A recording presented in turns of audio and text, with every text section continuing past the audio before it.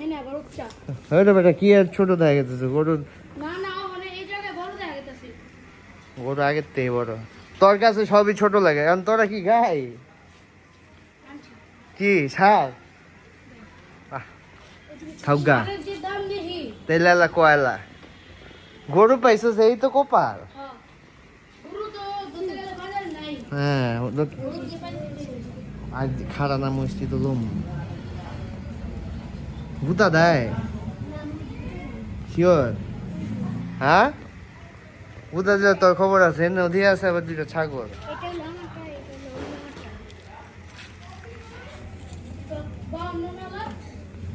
এই মহিষটা জানি কত লইছে ইয়ে ওই ফুল্লা মহিষ জোড়াটা কত লইছে